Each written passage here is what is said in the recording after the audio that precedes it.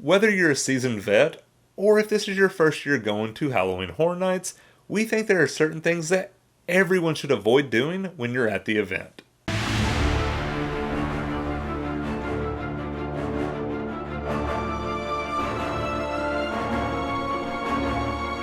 Hey Pugh crew, welcome back. If you're new here, on this channel we talk about all things theme parks, including updates, news, and even tips and tricks for your next theme park vacation. So if that's something you're interested in, go ahead and hit that subscribe button. HHN 30 is just around the corner.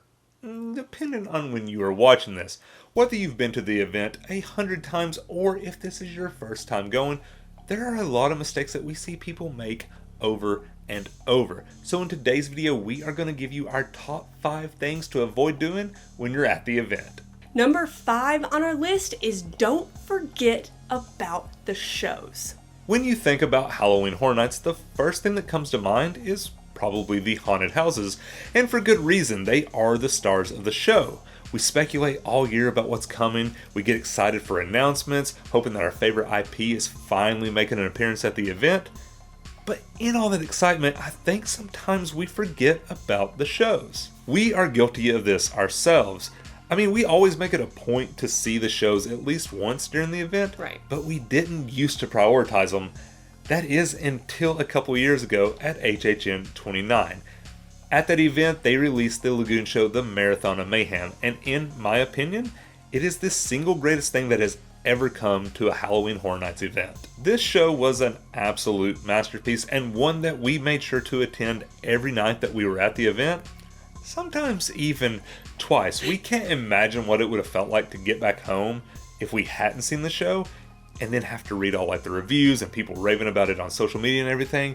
It was so good. To this day, I still pull it up on YouTube probably more often than I should and just watch it because I just want to relive that moment. That's how good of a show it was. And luckily for all of us, Universal is bringing back the Lagoon show for HHN 30.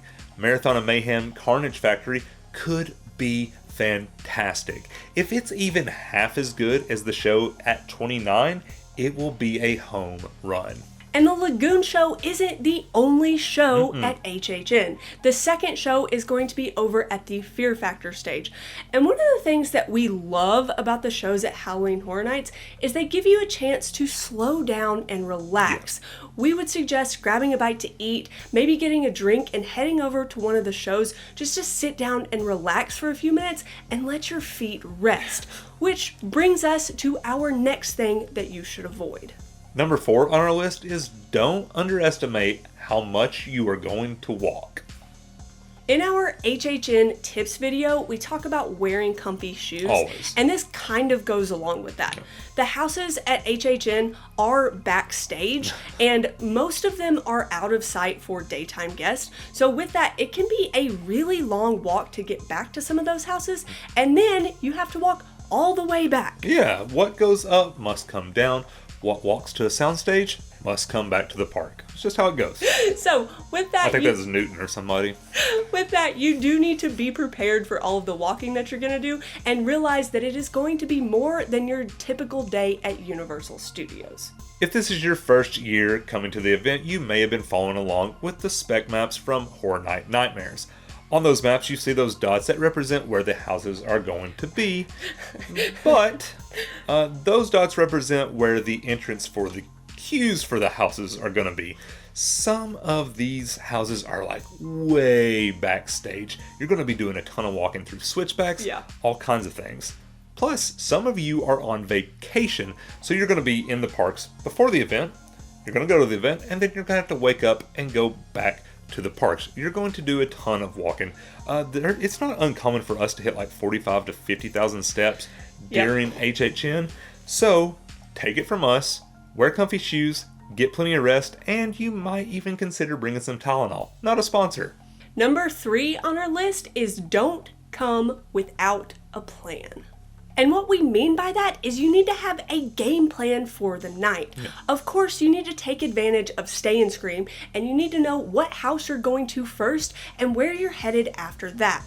You also need to plan your general idea of how you're going to make your way around the parks so you avoid unnecessary walking. Unfortunately, when she says unnecessary walking, that means there is some necessary walking. But if you're a local, or if you've got like 15 days at the event, game planning doesn't necessarily have to be a thing. I mean, you could absolutely do it and get the most out of every night at HHN, but you've got time to kill. But if you're somebody who only has like 2 or 3 days, having a plan is 100% necessary. You want to make sure you get everything done that you want to get done, and then give yourself enough time to maybe do some of the things that you really enjoyed another time. So for example, if you wanted to start in the Springfield Stay and Scream, it would make the most sense to try to tackle all of the houses in the back of the park first, and then you can make your way towards the front.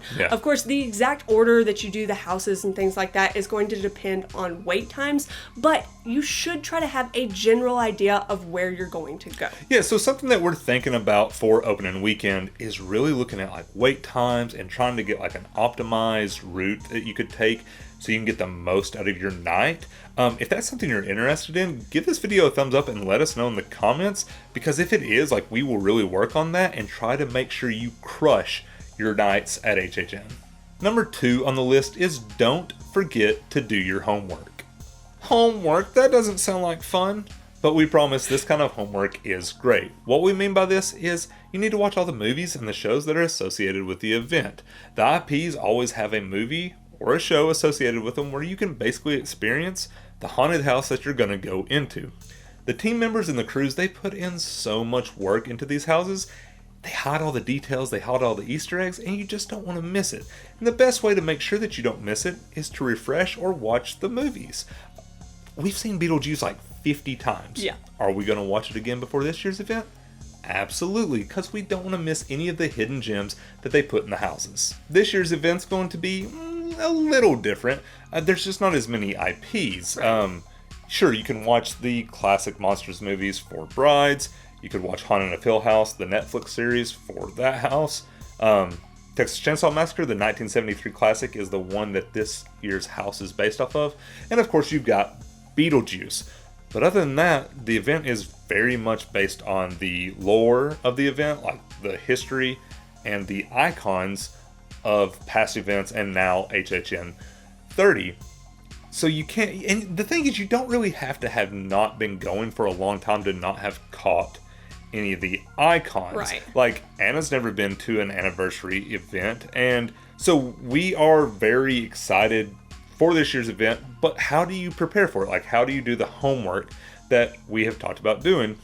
And what we've been doing is watching other creators on YouTube. We've watched a lot of them. There's a lot of them out there, and some of them just don't get it exactly right. But we're just going to put a link in the description to some of our favorite channels and some of their videos that we think have really like explained it well and make it easy for you to understand. That way you have a little sneak peek into some of the things that you're going to run into at this year's event. It's really important that you do your homework so you get as much out of the event as possible.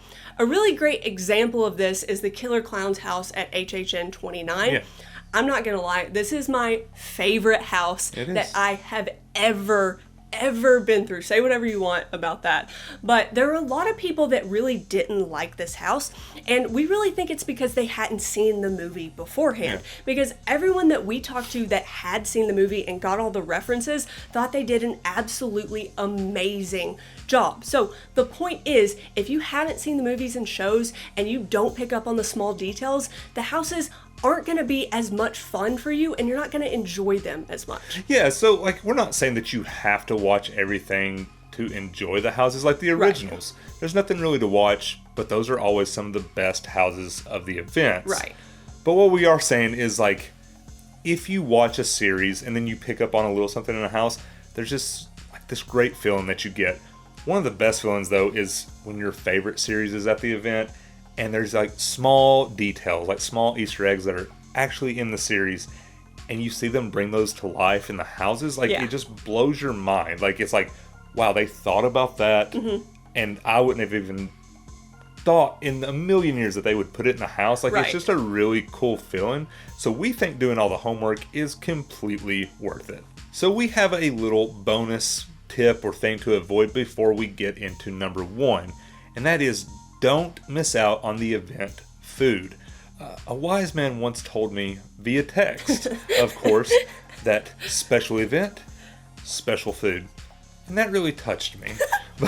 But seriously, there's some awesome offerings at this year's event and in prior events, but it seems like Universal is really stepping up their game in the food category. Like the Mardi Gras event earlier this year was one of the best food festivals we've ever been to, and we really think that they're just going to keep up with that trend of having great food at these events. So we're really excited about some of the offerings that we are seeing for HHN 30. If you're going to eat in the parks anyways, we just think that you should wait till the event. We're not saying to like starve yourself or anything, but if you're just like sitting around your board, I want a piece of pizza, probably don't go get that at like 3 o'clock. Just wait till the event and then get you something unique. Like these items are only available during HHN. You can't get them any other time. Right. So in our opinion, it's just better to wait and try some of these so you don't miss out on any of the fun treats. We love nothing more than fully immersing ourselves into the atmosphere that is Halloween Horror Nights. And Universal has made that easier to do by theming all of the food tents this year to the event. Like all the properties that are there, the food tents are themed after them, and they are offering a ton of things, and we're just going to get one of or two of everything. All of it. Yeah, like just absolutely. And we think you should too. Get you some pizza fries, get you a Blinky cup, and just fully dive into HHN. We think it's a lot more fun for just a little bit more money. And finally, number 1 is don't wait to pick up your tickets.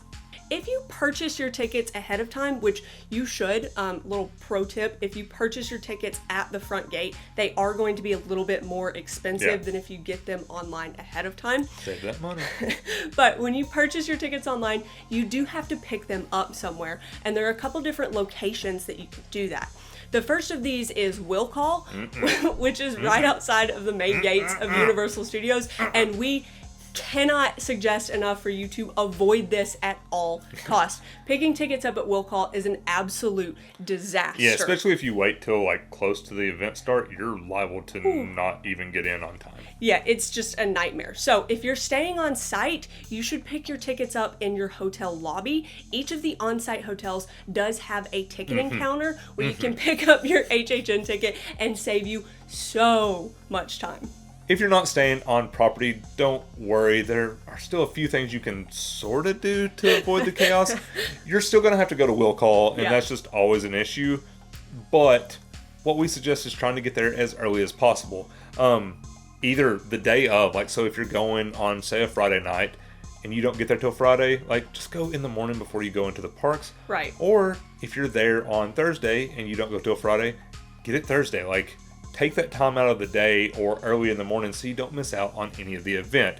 We have heard of nightmare stories where people are getting there like 3 hours before the event starts and they miss the beginning of the event because they spent so much time in the Will Call line. Alright guys, that wraps up today's video. Leave us a comment in the comment section and let us know. Got milk? If you enjoyed this video, give us a thumbs up. Be sure to hit that subscribe button and turn on that bell notification so you get an alert every time we post a new video. Thanks for watching.